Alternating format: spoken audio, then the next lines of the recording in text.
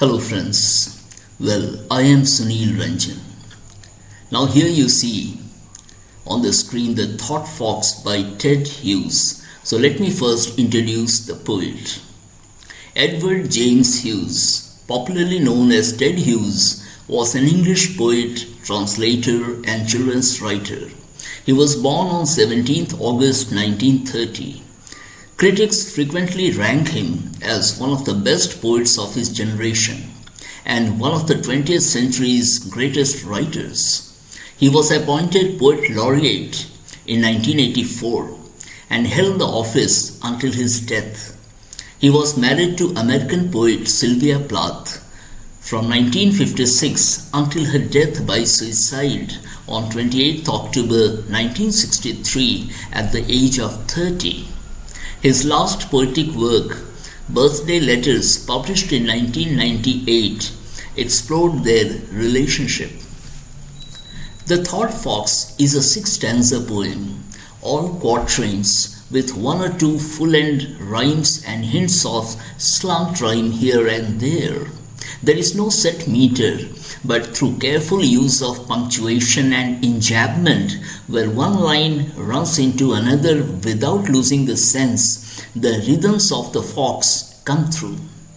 Set in the present, the poem lures the reader into an intimate midnight world that is not quite real and not quite imagination. The poet speaker is all alone near the window with the clock ticking. Many ideas keep flashing into his mind.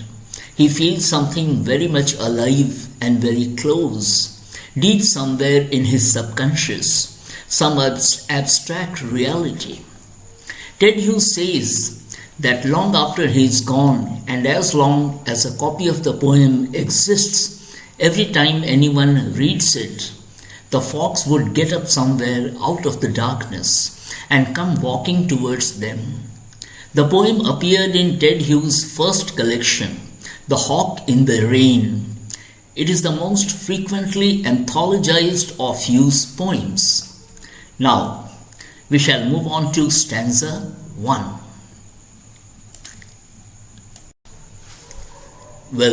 Now this is stanza 1, and it goes, I imagine this midnight moment's forest.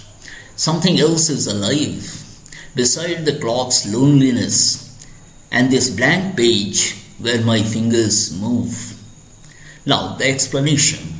The poet has chosen midnight, as it is the time, as then his poetic sense comes alive. The time chosen is as blank as the poet's mind, when his fingers move to compose what he deeply feels. Like him, the clock is also alone but alive. The poet's creative consciousness accompanies the loneliness of the clock. The metaphor for the poet's fresh poetic perception is the blank paper, where his fingers move and pen the poem. Now, moving on to the second stanza. Now here the second stanza goes. Through the window I see no star, something more near, though deeper within darkness, is entering the loneliness. Now the explanation is, it is clear from the stanza that there are no stars outside and there is utter darkness. A sense of mystery sets in when the poet says that something deeper in the darkness enters his loneliness. He experiences the moment through his intuition. Now, moving on to the third stanza. Now this is the third stanza. Cold delicately as the dark snow, a fox's nose touches the twig leaf. Two eyes serve a movement that now and again, now and now and now. The explanation is, something that enters the scene happens to be as cold and delicate as the dark snow and slowly takes the concrete shape of a fox. His nose touches the twig, leaf, and through his eyes and nose, he feels his way through the darkness in the imaginary forest. As the fox does all this, the poet's creativity is in progress. The poet utilizes an animal as the reflection for his instinctive thought process. When ideas come to him in quick succession again and again at the very moment. The dark snow is a wonderful image. It is the blank page with the poetic energy eager to be released. But both silence and solitude are necessary for the words to form, for the thought fox to make progress. Ted Hughes chose to use the fox as the poetic impulse because it was a creature close to his heart, a symbolic guide. Well, now we shall move to the fourth stanza. Well, friends, now here we have the fourth stanza, and it goes, sets neat prints into the snow, between trees and warily a lane, shadow lags by stump and in hollow of a body that is bold to come. Well, now the explanation goes, the poet continues to describe the movement of the fox.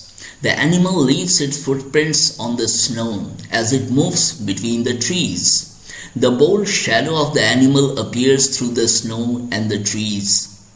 Imagery intensifies here as the shadow of the fox, the poetic doubt, makes progress through the snowy wood, slowing down, being careful, then bold and always instinctive. The movement of the lines goes along the movement of the fox. Though at first the fox is active, it staggers occasionally. The term stump refers to the base of the tree that is incomplete without the treetop. The stump functions as a metaphor, blocking the writer's creativity. The poet aims to make his creativity go beyond the stump and not leave his poetic capabilities stunted. It is in the hollow of a body that is bold to come, to flourish and blossom. So here I come to the end, and now we shall move to the next stanza, that is the stanza 5. Now here we are with the fifth stanza, and it begins, across clearings and eye, a widening, deepening greenness, brilliantly, concentratedly, coming about its own business. Now, the explanation of the poem goes, like the fox that moves looking ahead through the green trees, the poet's thought process too moves ahead with focused attention, with his pen continuing with its business of poetic activity. Across the clearings and the undergrowth, there is indeed an eye, a metaphor for insight. This insight is coupled with a widening and deepening greenness that symbolizes fertility and creation. Its business results from the impulse that happens within him. So now we shall move on to the sixth stanza.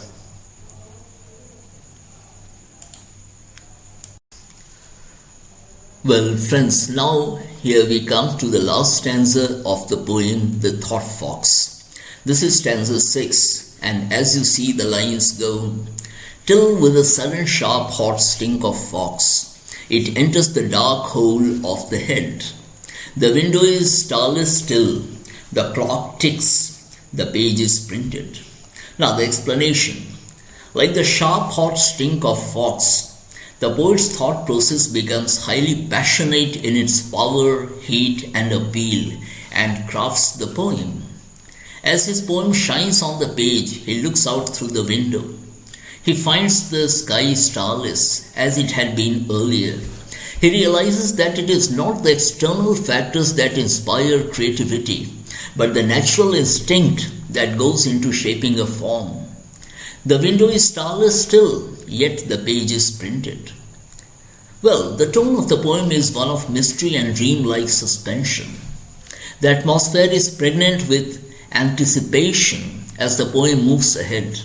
In his poem, The hybrid thought fox is subjected to the quiet reflection of the poet, who draws the fox out of his imagination and turns his thoughts onto the page in an almost magical fashion. The poem Thought Fox touches on the mystery of creation and discovers that an act of creation comes from impulse that goes beyond the boundary of time, space, and reason. So friends, here I come to the end of this video, and if you subscribe to my channel, you will find many videos that will be very useful to you. Thank you.